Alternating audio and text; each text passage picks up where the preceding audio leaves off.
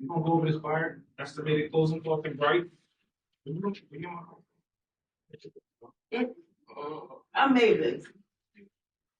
I don't know. I remember those that. I know this is new for you. Yes. Carrie, so do you usually these for all your clients? So I do, but I usually tell them that the one they're going to get from the lender is going to be way more accurate. This is just a very rough estimate. You know, because maybe I don't know, maybe I don't have enough faith in some of the stuff I put in. So I just make sure, here's an estimate, but the one that you're going to get from the lender is going to be on gospel. I put it in my email. Like I do this estimate, but I put in my email saying, this is an estimate. Right. The lender will provide you with a more accurate. Correct. Have you ever had a lender that was less accurate? Meaning what? Meaning the lender gave the buyer some numbers, but the buyer's numbers ultimately are different than what was quoted. No. A couple of dollars. Couple dollars, okay. I too direct my clients to the lender, but I also use my numbers as a guardrail for the lender as well, because I have run across some lenders who have given the client numbers and in some way or another they have not been accurate, whether it be you are looking at multiple counties that may have different, or Delaware and Pennsylvania may have different transfer tax, you may have different kind of looking in Delaware, you may have higher taxes in Delaware County than you have in Delaware, and all those types of things will affect the numbers. You may have a first-time home buyer discount. So I do direct them to the lender, but the lender doesn't put inspections in there. They don't put how much the inspections are. If they're paying us a commission, the lender doesn't put that in there. So the lender are going to have the more accurate loan numbers, but I tend to tell my client overall, if you're good in my numbers will probably come in a little bit higher. They're in a good space to see numbers be a little bit more. Right. Instead of being anyway. Exactly.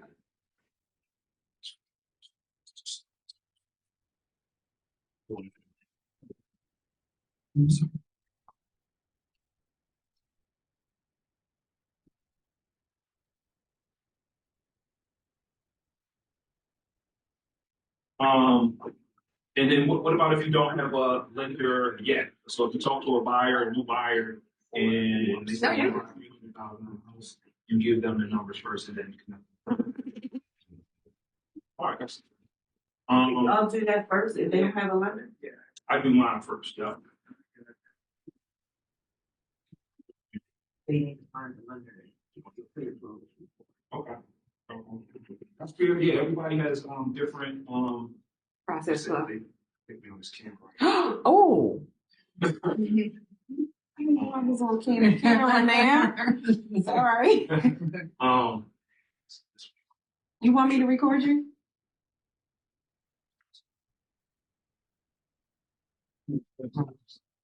I'm gonna come over here. So what I do when I meet a new buyer, hey buyer, let me know what you're looking for. What's your comfortable monthly payment? I like to start with that more than how much do you want to buy a house for, because most times people are looking at the monthly payment is going to be. What's a comfortable monthly payment? How much money do you have saved? What's your credit score? And I'll also make sure I ask them what are they looking at as far as housing. Do you have properties that you're looking at online that you like, right? Because typically they're going to tell me, hey, I want to spend, I'm just making up numbers, $1,500 a month, but I'm also looking at houses online at $500,000. So most of our job is to figure out what our reality lies in the middle. So I like to figure out what that monthly payment is. So typically I will take that property, whatever property somebody love or properties they've been looking at, and I'll do my closing cost estimate based on that, and I'll have a buyer consultation with them. I just go through the process, I go through the paperwork, I go through the numbers and make sure that whether they're pre-approved or not. I'll go through that. Sometimes people aren't ready, but they've at least got the information now that they can, take in. Gives me my follow-up plan with them on, whatever they need to save or whatever with the credit. I have a follow-up. All right, so When I do my buyer closing cost estimates, I always start with the property. I don't know how, do you come here first or do you go to the property first? You have a, or just depend. Go to the property and then click the B. The little thing with the dollar sign. Yeah, so that's what I took. Oh, no, I don't think we did. because it's one for the seller too. Correct. It's the S and it's the. Yeah. All right, so somebody tells me they're looking at Newcastle County. Let's just say 300,000 just to pull something up. Can we give you that? Yeah, you know how you want to do? Well, why not? Yeah, we doing your pre-word. What's that? I said 13. 13. Kirkwood.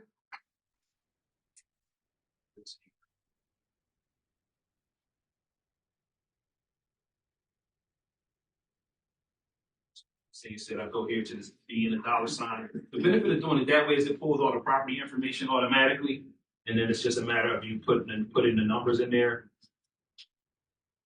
Question though, with the taxes, Mm-hmm. are those taxes going to be the new taxes?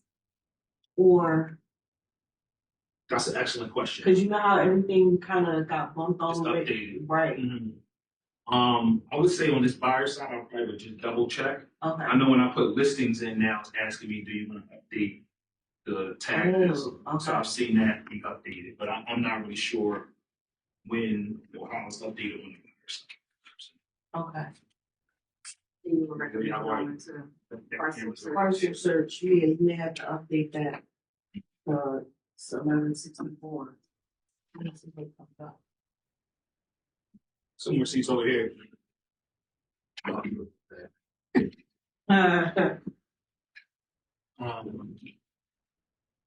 Okay. So I'll pull up the property here. This bright estimated closing cost has presets as well. If you have your presets set already for the different numbers that you typically use. I don't Yeah, think can I we did turn- that, I just put them in. Okay, so I cleared mine out this morning. That you go here to this preferences. You can put in some of these items that are typically consistent with the property. Well, yeah, I just put them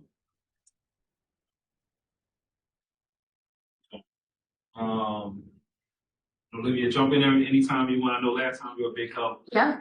in this process. So I from here I pick a settlement date, about 30 days out or so. Interest rate, I'm still using 7% on my high end estimate. So do I. Is that what you're using? What about you, Lucine? in. Sir, 7%. A little bit below. Just a little bit. Yeah, Like a quarter of a percent. you can pull a little bit better. Right now, you can do that. Be careful though, because it's quicker to go up than it's quicker to go down. Yeah. But we've had a lot of consistent back-to-back days of good activity. So you can use something with a 6 in front of it if you want to. I'd rather come in a little high and be. You can do that as well, yeah. Guess what?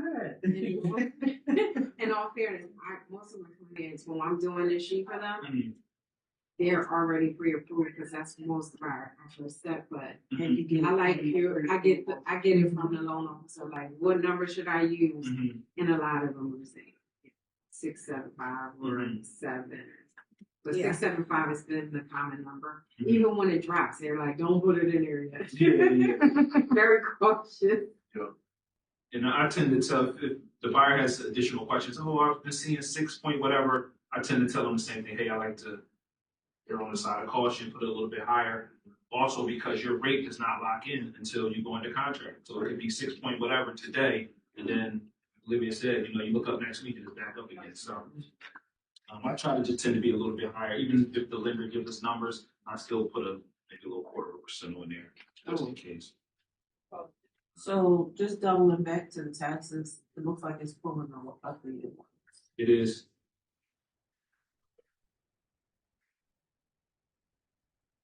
All right, so some of these I think will be easy for us to go through. I think there's a couple of hot button items that make sense for us to talk about in a little bit more detail. So we'll go through, if you have a number for us, we can just throw it out, and then if it's something that we need to talk about, we can stop there as well. Seller assist, are you putting anything in for seller assist these days, or does it depend on your client? If they are getting it, I put it. Okay, if they need it. Right, and I put the percentage, not the dollar. Yeah, I haven't had a lot of seller assist buyers. I'm telling them these days, most of them are not gonna get seller assist in this market. If they really need it and they, want to start shopping, I will put it in there, but I let them know that, obviously it's not guaranteed that seller's not gonna sell. Absolutely. So whatever that would be for that. Sometimes the buyers that are not pre-approved, and maybe let's say they're saving money, I may put that in there as an incentive, like, hey, if you save X amount, you can get this amount of grant money and potentially get 3% of seller assistance. Give them a little bit of a lower number to kind of aim for. We can restart the conversation again, so I may use that scenario. Earnest deposit. So this is a $200,000 property. How much are you suggesting that your clients do as an earnest deposit? $2,000. Anywhere from 1 to 2,000. I would still at least 1% of whatever the purchase price is. If they are in a competitive situation, I recommended 2% just to show that they're serious. That's your tool. And I'm 1 to 2%. That's what I say in the presentation. Is probably between 1 to 2% of the deposit, and then we want to be more aggressive than we can go at a higher. So we just go 2,000%. Let's see what type of loan is our buyer getting on this property. I'm not sure, it's probably FHA. I don't know for sure. Okay. Fixed rate 30 years. All of that pretty much populates. Olivia, last time on this meeting, we talked a little bit about upfront or PMI and upfront PMI. Mhm. So right now I have in here for FHA 1.75 upfront and 0.55 monthly. That's correct. Sometimes it seems like it's not accurate changes in. Yeah, FHA, it does change a little bit depending on what their down payment is. But the only difference is instead of it being 0.55 a month, it just goes down to 0.5. So it's not like a crazy swing. But if you have somebody going FHA and they're putting like 20% down, they're still going to have that MI. It's just going to be a little bit lower than it would have been. If you're doing closing costs for a buyer that have not been pre-approved yet, what type of loan type would you use for your initial consultation? Well, I would really, it'll be a part of my discussion with them, like how much they have saved, stuff like that. What are their goals in purchasing a home? So if there's somebody that needs grant money, I usually keep with the FHA because they don't have enough to put down that maybe 5 or 10% or 20, depending on. But it's really a part of the conversation. What are your goals? How much do you have saved? And then we go there. Exactly. And if their scores are, lower, then I goes to the FHA. Okay. And I can give them option. One good thing is when we do it on Zoom, I give you an option saying, okay, if your scores are up here and you have this much savings, this is the difference. Just so that they can see, and then they can plan accordingly. I'm similar. My base in the consultation is conventional 5%. I let them know, hey, you have the FHA option, a little bit more down. You can put more, a little less down. You can put a little bit more down conventional. I talked to them about conventional first because I feel like conventional is a little bit more accepted, right? When sellers are looking at it, so I tell them, this is what we want to aim for. But to your point, if you do need more money, you can do FHA a little bit less down. And if you're applying to first-time buyer, conventional can go down to 3% as a down payment. So it really, in that instance, it depends on credit because that's like the big factor. Anything above a 620, try to go conventional because you can do that 3% down. Oh, wait a minute. I thought conventional wasn't available until they're closer to 700. We can go all the way down to 620. It's just not the most beneficial, but you can do it.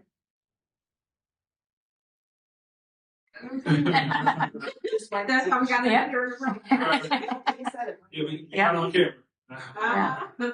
Yeah. So there you go. So you have the 3% conventional as well. But to Nina's point, the important thing is talking to different options. Whatever scenario you can present first. All right, so loan costs, mortgage costs. This is the part where we say, obviously, right, the lender's numbers are gonna be more accurate than ours, but here's it in a section of what that would look like. Mortgage origination, what do you put it in for mortgage origination fee? 15. Oh, you said 15? I do. Well, You okay. 12? Okay. I don't even think I put a number in. No. To be honest with you. Okay. What do you? We're 1460, so 1500 is, I always do 15 because Yeah. it's lower than that's money back. yeah, definitely. Everybody's happy to be check. That's right. Yeah, that's the number I use.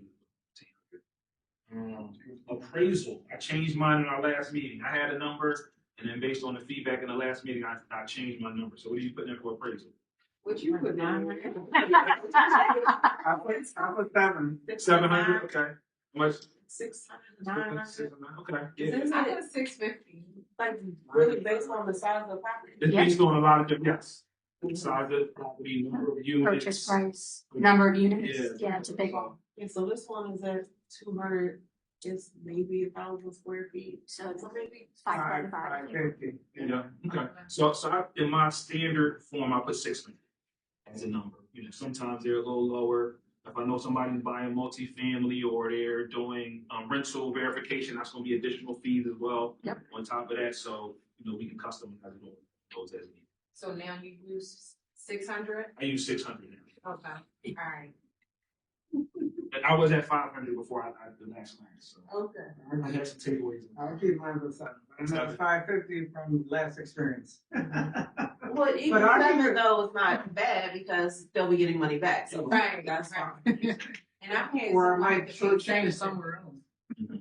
So, and it was just, I was like, what?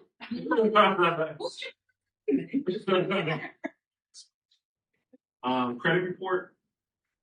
This can vary by lender. 25. I was gonna say 40. 45. Okay. I've seen up to 50 on some of them. So one at 75 before. I'm like, Depends how many people are on the loan, like if it's 2 people, it might be a little bit more expensive. If it's 1 person, yeah, because it's double the pool, Yeah. so that's why it'll be more expensive. But anywhere between 25 to 50 is usually what it's gonna come about. Doc prep.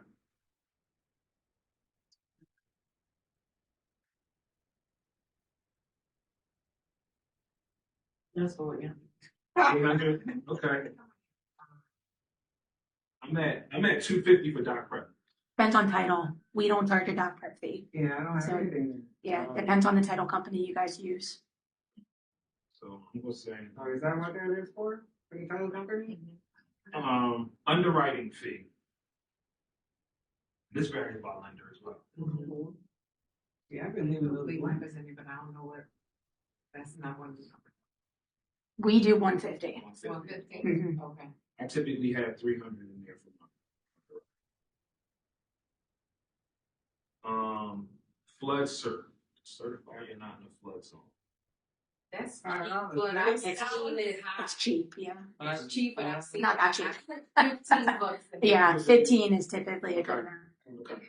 I'm typically my number in there is 50. 50, okay. Yeah. Because it depends on the lender, because some of them charge, I don't know if it's the lender. We do like a if necessary, Mhm. because not every property needs it. Oh, okay. Yeah, because if it's in a flood zone, absolutely. If it's not, we don't charge it. Oh, okay. Yeah. Courier fee to overnight documents. I put 50. Use 50 as well. Wire fee for the lender to wire the funds to the closing. 35. 35. I'm putting 50 as well. I was using 35. I bumped all my numbers up. Can we save this so I can change With my preferences. Escrow waiver. I have never put anything in an escrow waiver box. Escrow waivers. So what an escrow waiver is out of the gate, everyone escrows, which means that there's a separate escrow bank account that every month when you make your mortgage payment, the taxes and the insurance goes into that account. And then when those bills are due, the lender pulls from that separate account to make those payments. That's the safest way because the lender controls it, so you're always going to be paid on time. If you waive your escrows, which means you want to pay your taxes and insurance yourself, that's a risk to the lender, because if you're late, it looks like the lender's late. I didn't know they would give you an option. So you can, but they charge you for it. Okay. They charge you, so typically a quarter of a point. So that depends on your loan amount. So if your loan amount's $100,000, it's $250. But if you're $1 million, that's a lot more. $250 one-time fee? Or- Mhm. I didn't know you had that option. Yeah. So typically, once people hear that there's a fee with it, they're like, okay, just keep escrows because we don't want to pay that fee. So typically then that's zero. Mm-hmm. But I don't know if that's ever been mentioned, that there is, that it. Yeah, there's an I didn't know there's an option either. there's always an option. There's an option, I have one client who's paying her. Who Like opted out a for it? recent one. But I don't know if that was ever discussed. I don't think it's widely discussed. Okay. Yeah. Most people assume you have to. Keep That's your right. mortgage. Yeah, because people think of it in like, if you escrow, your tax is broken up into 12 payments, so it's smaller. If you don't escrow, depending on where you buy a house, it's a lot larger. In Jersey, you pay it 4 times a year. PA, you pay it once a year. So it looks like, they have to pay more, but it's a one-time fee depending on where they are. Yeah. So if they forget though, and they get a tax bill and they forget to payment, that's on them. That's another thing, the Well, you know, security is knowing that it's already paid and you're not worried about it. Yep. Because, some people watch, pay your tax bill and put it in things so that they can try to buy you for a Yep. tax. So, And if you ever hear about a tax lien, that's likely because they chose not to escrow and they forgot to make their tax payment. So, and then you have some people that it's like, I do it all the time. I won't forget. So it really depends. Depends on the person. Yeah. But there is an option if they want to pay for it and they want that control, they can totally do it. So, all right, moving down to title insurance costs. That number automatically populates based on the location of the property. The one that we fill in here is survey. Survey is not required in PA, it is required in Delaware. Is it still required? Because I've been hearing some people say. It's not required, you have to do a waiver. you have to do waiver and it depends on the property type. If Okay. it's like a condo or if it's with an HOA, it's likely required. If it's just a standalone home and you have the waiver, you don't have to worry about it. How much are you putting in for surveys? 500? Okay. Recently had that number 4 and I can't. I've been putting in 500. So I don't know it can range again depending on property size and things like that. Yeah, I think it's between 250 to. I think 700 is what we have. But it depends. That's one of the things too that we kind of overestimate. Yeah, cause I just had a client that looked into doing a survey, and it was 250 without the markers, and an additional 250 if you want the markers. I'm like, just to put down some. But you're standing right there. Why can't you just put them down? Yeah. It's not like you gotta come back. You're standing right there. To put down You two gotta sticks. Yeah. carry the mallet out of the truck. You know? 250 for that. Oh, that's right. No, some of them more than 2. Yeah, that's true. Some of them is like 350 to put the markers down and then the 250. And that's Delaware. PA, I've gotten quotes where it was 700, 800. One other person was like 15. We were like, seriously? That's a lot. Just to put the markers in. Just the whole process, Okay. to do the whole process. And they were like, and you get 3 posts. After that, they charge you extra per post. Don't forget that we can Complete the range.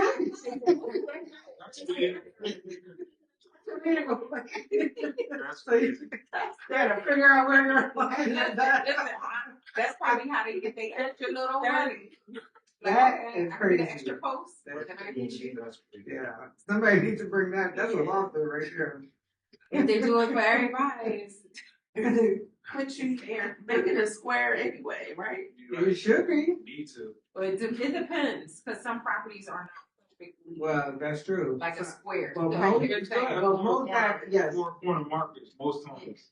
Yeah, of course. Yeah. Yeah, the right side front, right side back, left side front, left side back. Like literally, this property that I went to see, it was like Triangle. a triangle. Yeah, some are like So that, you but only that's need few and 3 far- posts. few and far in the city. think you got me on payroll. But then We got a bonus for that. No, we didn't use them anyways. All right. We're good on the lender side. Anything you want to add in regard to the lender side of numbers at all? One of the big things is the purchase price will depend on the appraisal amount. Anytime you have a home over $1 million, there's 2 appraisals that you'll have to get done. Sure. So it depends on the investor that your client uses, but just keep in mind as the price goes higher, there might be an additional appraisal. And then if you go even higher, you have to have a appraisal review fee. So if you're above $1 million, the appraisal goes up to $720. You have to do that twice, and then there's a $250 review fee. So appraisal gets a little bit expensive where people start to see a difference with that. And is that every state? Typically it is, and it depends on how big of a loan it is because the lender wants double confirmation that the house appraises. Okay, so say the house is $1 million. However, this client is putting 20% down, so the lender is not paying the $1 million. Yep, So does that make a difference? just one. Okay. Yep, but if it's, let's say 150 and they're doing 15% down, so it's still in that $1 million range, Right. you might need to. So it's any the loan amount over $1 million. Yep, and it's by investor. So if they're doing, a Chase program, Chase might only need 1. But if they're doing like a Webster program, Webster might want 2. So it depends kind of what program your client is picking for their mortgage, and then that's when we tell you, we're going to need 2 appraisals. So are you guys a broker then? We are we're a fair house lender, which means that we have the abilities of a broker, but we also handle Fannie Mae and all the other kind of national mortgage programs. So when we price a loan, we have 200 places that we can put the loan depending on the client's personal needs and their information. So if they have a credit score that might not work for one investor, we might have another option for them. So that's why fees might be a little bit different depending on where we put the client. Oh. So always running by you. Mm-hmm. I'm glad I came to this class. Oh, say it louder. Yeah. So should I go on camera? Go right there. All right, so we're gonna move over to the other side of other closing costs. Transfer tax, Delaware is 4%, typically split 2 and 2. I do talk to my buyers about some other buyers paying the sales transfer tax in the heightened market. I don't recommend it for my clients, but that's gives us opportunity to just talk about it. Deed recording, what's the recording deed?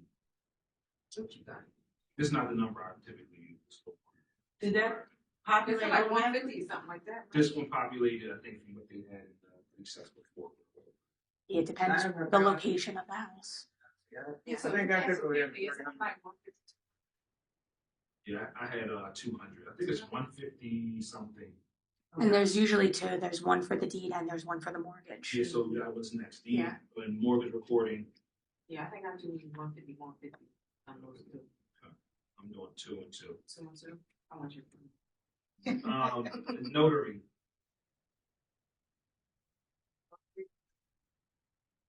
video? I might have 50 in that, Typically putting 50 in there as well. and then whatever your broker fee is. This one I think is a hot button issue. This next one, commission paid by buyer. Was it last August? Everything changed with commissions. Not everything changed. A lot of business as usual. But It was still the same, it's just more disclosures, really. correct. More information. So, what are you putting in this box for your commission that your client is paying? Is that your flat fee that you charge? I think it depends for me on when you're doing this. Okay, talk Because if about you're it. doing it in the beginning, before any offers, then technically they're on the hook for commission. Okay. If you're doing it after an offer that you have included commission on the offer for the seller to pay, then they wouldn't have an amount. Do This you is have for a- the buyer, though. This is not for the, Right, Yeah, so if you write the commission in your offer and you are requesting that the buyer pay 3%. the seller pays. I mean, the seller, I'm sorry, the seller paid 3% buyer agency commission, then the buyer wouldn't have to pay that. And it's only your broker fee, and that's fine. So do you have a flat fee that you use at all, or you just, if you get the 3%, that's it? Well, so let's say the buyer pays commission, I will put that in there, Mm-hmm. but then like we have the transaction coordinator fee, I put You that put in a the separate bottom. line. item for Yes. that. Okay. but how All do right, you, that's- where do you put that? How do you put that? On the like bottom. Yeah, you have. And the some- other box, you plug in. Your fee here. That's probably a good idea to put in your buyer fee there before, like if you're not under contract yet, that's probably a really good idea. Yeah, Because it then is. they're not surprised by it, then you can Yeah. always say, but if we find a house where the seller's paying it, Mhm. then you can take that out. Right, like Yeah, you're That's a really typically good idea. supposed to Yeah. have these conversations anyway when you Right. sit down with them for the signing the buyer agency Correct. agreement, to let you know, well, this is my fee. You Correct. know, I'm gonna do the best that I can to get the seller to pay it. Correct. In the event that they don't pay the whole thing or pay it any at all, then it's gonna fall back on you, Mhm. That's a great idea. because we gotta eat. Right. And obviously, if you found a house and you're putting an offer in and it's listing that the seller's paying it, then you don't have to put it in there. Correct. Yeah. Yeah, you just adjust it accordingly. Yeah. But sometimes it's a partial payment, right? Right. When you're looking around, the seller's already said, hey, I'll give you 2.5% or 2%. Just depends on the seller, right? Right. So you could say, all right, we're gonna adjust this based on what the seller's already agreed upon. The other thing that's good on one of these too is you see how we're bouncing around. What would you charge for notary? What would you charge for? The higher you put in here, the better, right? Because if you come back and now they're under contract, they think they just saved 2.5% because you got the seller to pay it. The notary fees are only $150, where you told her it could be $200. Exactly. Like, Now so you're coming I up think with the initial, yeah, of course. So the initial closing cost should be a little bit higher. Right. So if you think it's 175, 200, put 200. You think it's, put a little bit in there.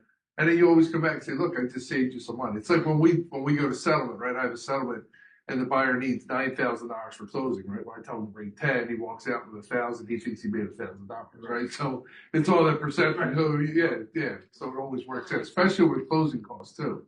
Yeah. The higher, if you estimate a little bit high here, it's always better. Don't you think? Mhm.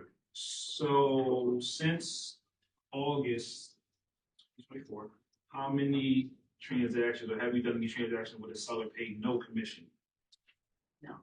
I haven't seen zero. Yeah, definitely see that. You seen it? Yeah, Oh, wow. definitely see You know that. what? I'm telling you. And that's what- I saw it one time. That's why I'm saying it's such a great idea, because had the agent put in the original closing cost the way you just suggested, it wouldn't have been the fight that it was. Because you already said, listen, my fee's 2.5 or Yeah. 3 or whatever it is. But it's on your contract though, but it's not. Well, People they- forget this- that. yeah, they People want to see forget this. it. Yeah, they want to see the number. Okay, so now, yes, I'm gonna start doing that. So It also changes if the purchase, if you're showing them a range of houses in a different price range, that 2.5 is gonna change every single house you show them. Right. So then You gotta remember that. you have to remember to update it, plus you have to remember that they think off the first house, they forget that it's gonna change with everything they say. And it may be worth But- a while. So I usually do this, when I submit their paperwork for their offer, Mhm. I send this along with them. Yes. But I don't add the commission thing, and I'm gonna start doing that. That's a great idea. Unless on the I was offer gonna sheet, say, make the sure seller's you paying. add Huh? Unless on the offer sheet that you're putting in, the seller's paying, Right. then you don't have to. Right. Because if the seller's paying it, it's not. Excuse me, I'm sorry. Jump in, no, I'm gonna jump. Go ahead. No, we were done. I was just saying, she said she's gonna keep putting in on it, but I'm saying if the seller's gonna pay, you don't have. to. They haven't agreed to it yet though. But whatever Right. the terms is That you for present. Your offer for your offer, you would attach that to match. Yeah. to match it. But then you can also say, worst case scenario, once they counter, then you give them a new one. If they counter and say, no, we're not gonna pay your full commission, you're getting a reduction on here, or we're giving you X, whatever, you just adjust it and say, okay, post our negotiations, here's what they came to the table with, and you give them a fresh sheet.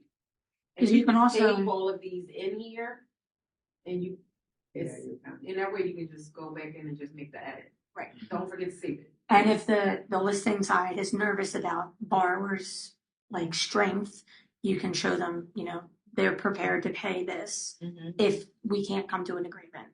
The other thing you have to keep in mind too is if you're doing this and the buyer's paying it and it's gonna go on the sheet, we're gonna need to see as the lender that the borrower has enough money to cover that too. Right. Because, you know, a lot of times our borrowers are tight on money, right?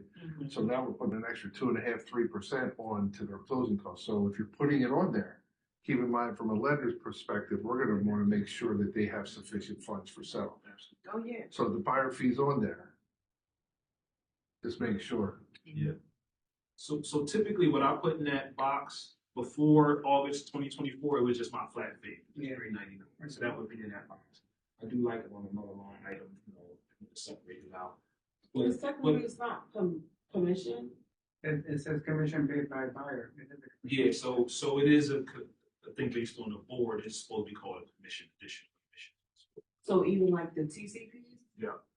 Yeah, because when you look in the contract, it says commission plus additional, that's still under the commission section. Yeah. And when you look at the final closing disclosure, it'll still say, even if it's a TC cost, it'll still say either brokerage fee or real estate commission.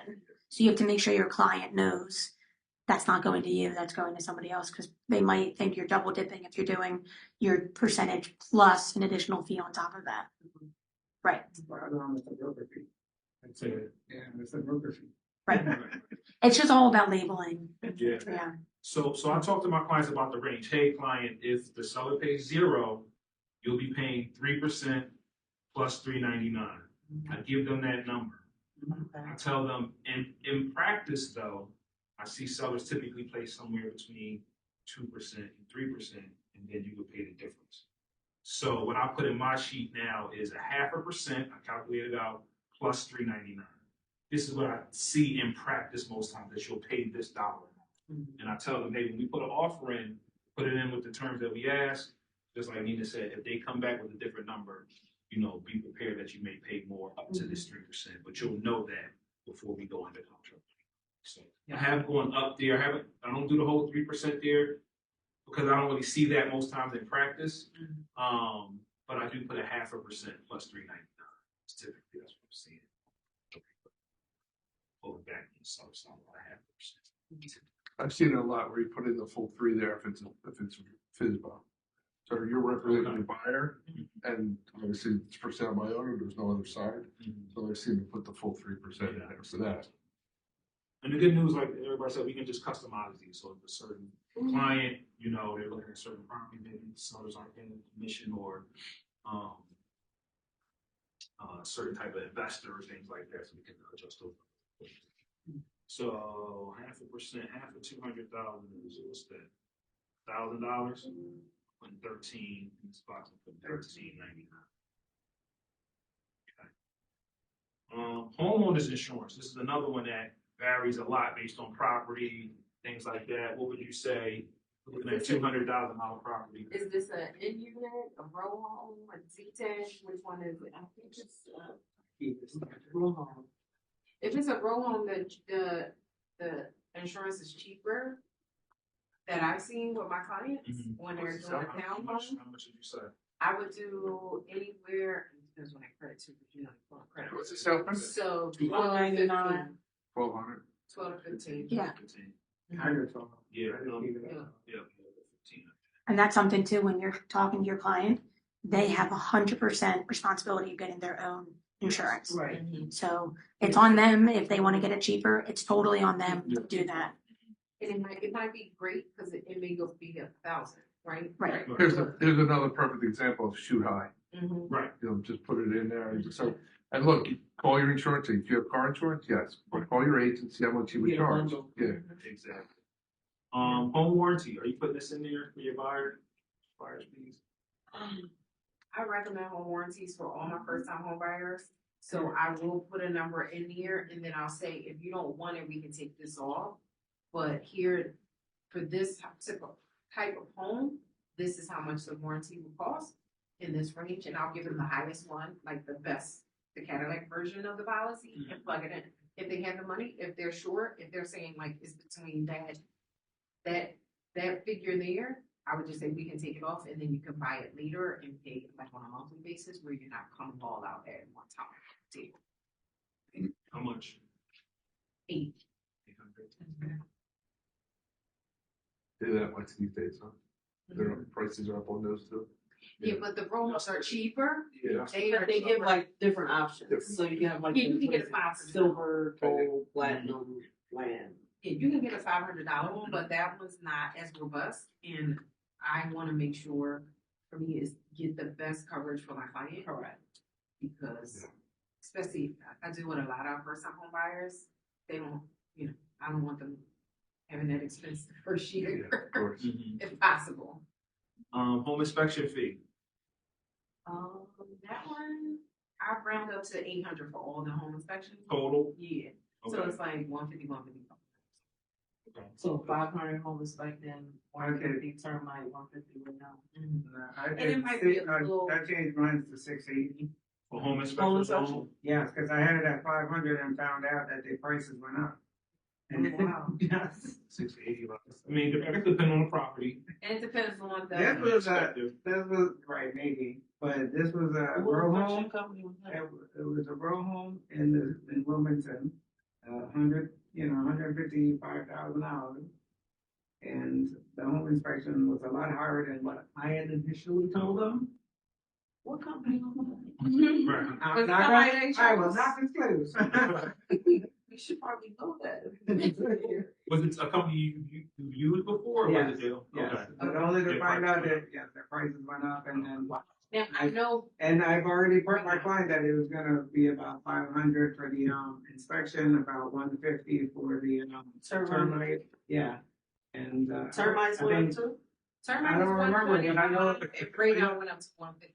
they didn't do everything, but the homeowner inspection was a lot higher than what I informed them of, yes. Listen, that's how we get these numbers. You see, you bump up against something, it's like, hey, I need to update my information. I went up on mine after that because they brought to the table what I had mentioned and wanted to find out that, it was a lot higher. And I didn't, confirm by looking at the Inspection company.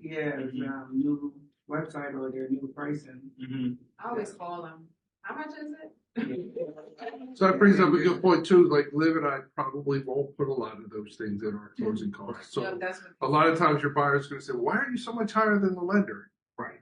I So will- Y'all who started with. So Yeah. we're not gonna put in, a lot of these fees. or The our other stuff. thing too is those inspections are gonna take place long before, so technically they're a cost, but they're not gonna be at home.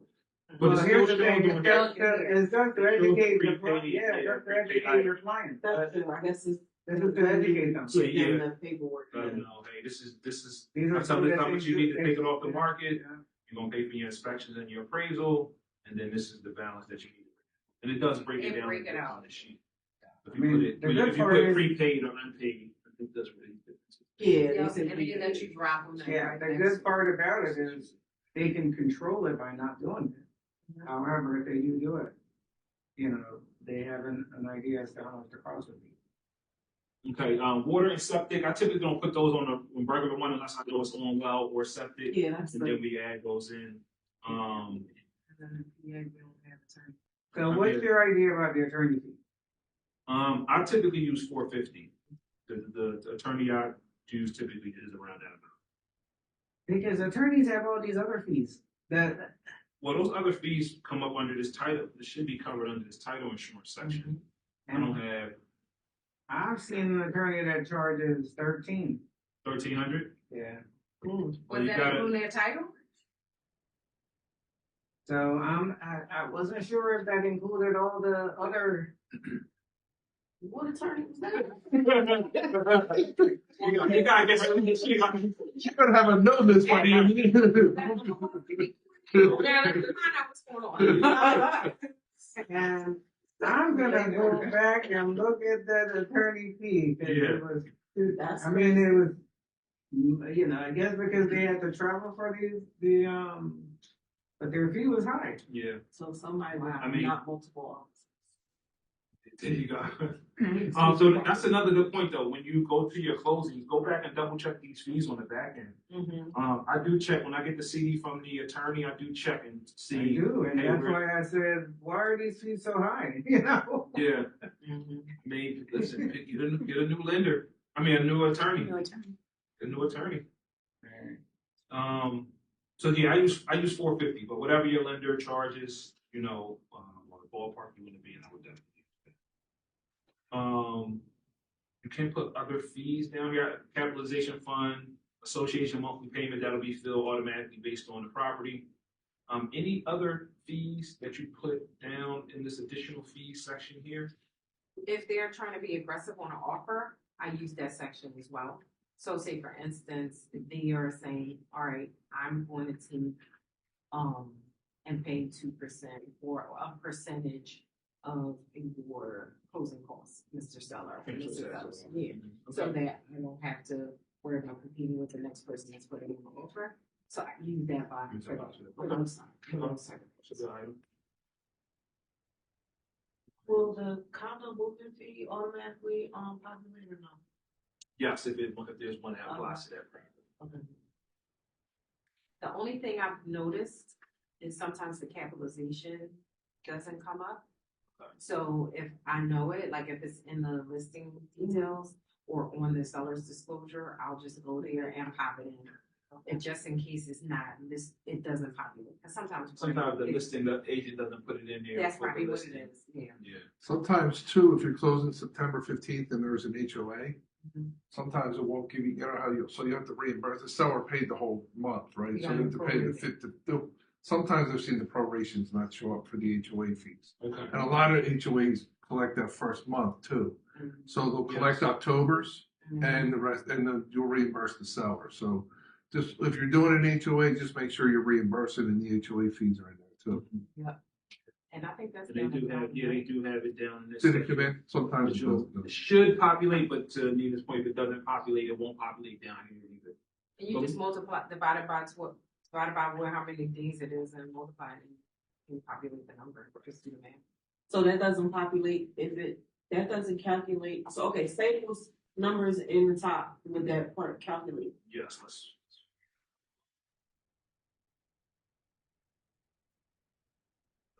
Put that 500 in. It automatically populated that wire reimbursement. Okay, yeah. There you go. Okay. 14. And most of these down here, you know, they automatically update based on dates, so I don't really do much anything down here in this section. Listen, I made a mistake and changed the dates Oh, on yeah, here. that'll change all the numbers. It did, it changed the numbers, but because my buyer was very astute, is that a good word? That means they're Depending on where you smart. got- Yeah.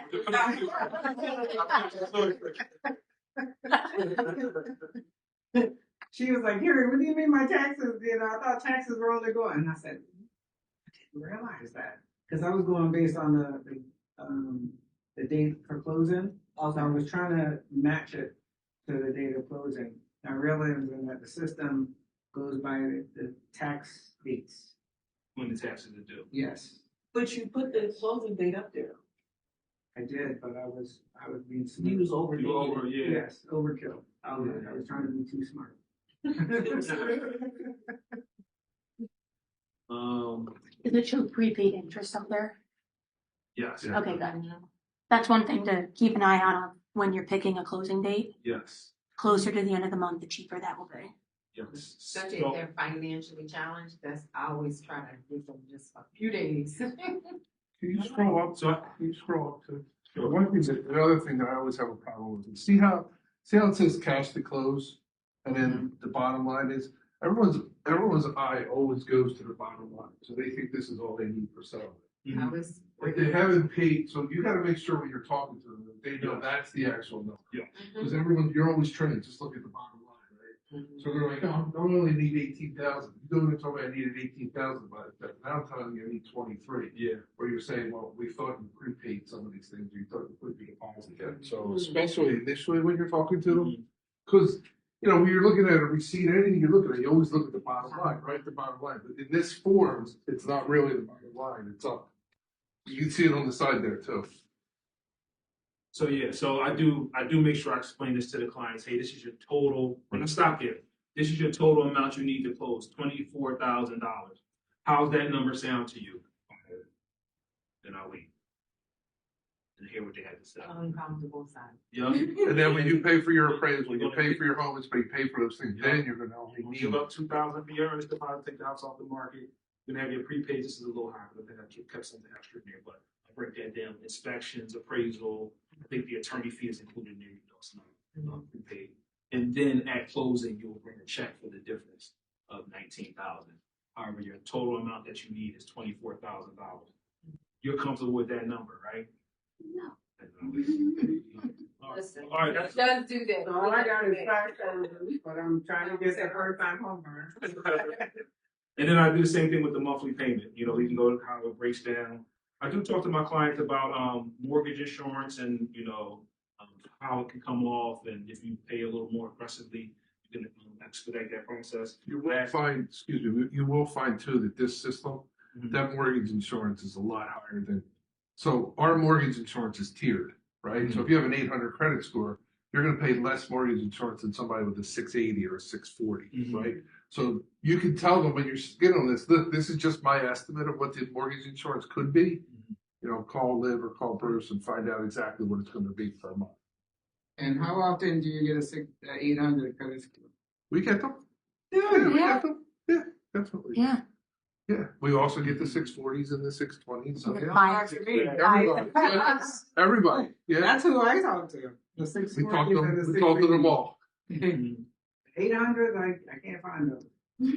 But just to point out though, that mortgage insurance, unless it's an FHA, obviously, but I mean, the mortgage insurance can vary. Why did you tell me it was 150 when it came out to be 210? Wow, based off a credit score. So just make sure you let them know that mortgage insurance could change.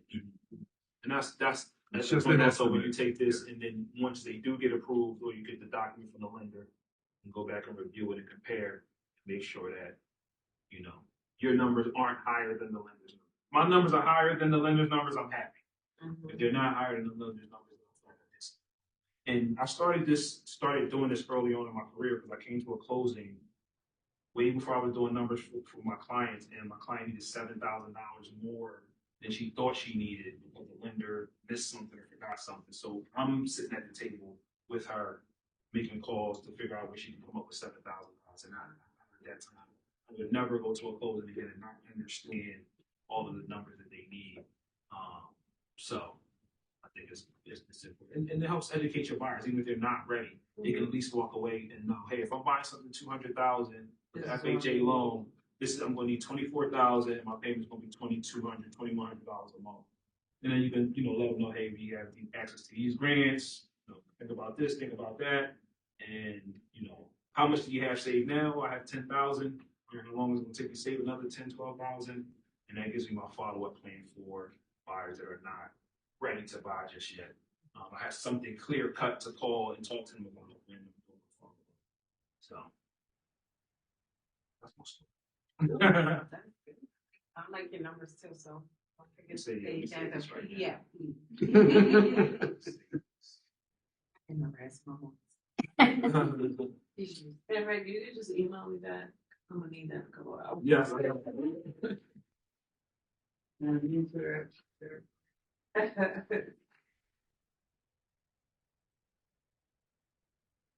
be a tough one. That's fine. Good. Pretty good at taking time. Cool. Anybody have anything else they want to add to the buyer closing cost estimate? I agree about those bottom line numbers. Always talk about both of them so that they understand this is everything, and then this is what you're gonna bring to the table with it. And I guarantee they're gonna say, well, you told me this. No. And I kind of point them to it so they understand. And then we just refresh it each time they put an offer in, or, once they find a house that they love. Yeah, because a lot of people don't realize that there's funds that are due at closing, but then there's also funds due kind of Throughout the process. Yeah, and they don't understand that. They think it's one or the other. Right. So when you ask them, oh, I need $525 for an appraisal, they're like, wait, I thought I paid that in closing. Same thing with inspection and some other things. So that's one of the things that you guys can kind of speak in the beginning that there's gonna be a little bit due at the beginning and then majority at the end. And you And can, I'm not special- sure if you know, you can, put another address in there. If you already have everything pre-filled for your client, you just punch another address in the top. It'll keep all of the things you put in and just update the numbers based on that particular. Oh, nice. So you have to do it. Oh, yeah, I will go back to the address and Yeah. start again. Yeah, so if you have Okay. it saved for your client, you do another property, just throw the address right up in there and it'll Didn't know that drop either. everything It was little. So just to touch on his 7,000 at the closing table, those days are gone. Everyone knows. right there. Yes, those days are long gone. Those days are Like gone. 20 years ago. Yeah, they're long gone. So, I mean, your buyer has the CD from us at least 3 days, sometimes more than 3 days prior to Mhm. settlement. So I think it's a good idea, personally, for when they get the CD, for them to call you and go over your cost sheet with the actual final CD. Yes. And then you can say, you know, here's the bottom line number. Yes. Because I just hate that form, because no one looks at the bottom line. They always look at they always look at, well, I didn't pay for this. Well, the total number was 24. The settlement number was 19. As long as you paid those And the days. best practice is also getting that, everybody here is Delaware. So I always call the closing attorney and I get a draft alta from them beforehand and me and a buyer go over it. So that way, those are the most accurate numbers because they're at the Mhm. ninth hour, right? So you wanna revisit that whole conversation and make sure they're okay. So you're not at the table scrambling, looking for gifts, asking somebody to, you know. It also gives you a great chance to touch your client, right? Because they're Yeah. getting nervous, they're a first time buyer. Exactly. Settlement's on Friday, and there you are on Monday saying, look, everything's gonna be fine. Here's the final sheet. Yes. Here's the numbers. Let's go through it, spend some time together. So when they're sitting in front of the attorney at settlement, they It's don't not feel, brand new. yeah, they don't feel They're not- nervous or tight. So it gives you a great chance to make them feel even more comfortable with the process. Yeah. So I mean, I kind of like the 3 days in advance Mhm. because I've been doing this 25 years. I remember those days. Yeah, Where, That was you know, good. the seller came in with an invoice and you're like, oh my God, you know, how are we going to do this? So, but yeah, thankfully those days. Yeah, 3 days is great. I Yeah. do talk about that in the initial consult as well. You need to get these numbers at least 3 days ahead, and we follow up. Hey, have you got your numbers from the lender? We ask the client, we ask the lender as well. You know, so that way, same thing. I want to put my eyes on it and pull this up, look at it side by side. Ray does a great job too, sending out the emails. Hey, you're clear to close. And the next step is the CD is going to come look for the CD. You guys are copied on those emails so you can see what's happening from our end. And then when the CD goes out, you're notified, hey, the CD went out. Everyone's looking at it. So it's good. It's really good. But the more on top of the numbers, to your point, the better for everybody. Keep stress levels down. It's already the biggest purchase they'll ever make in their lifetime mostly, so you wanna try to keep everybody down. For sure.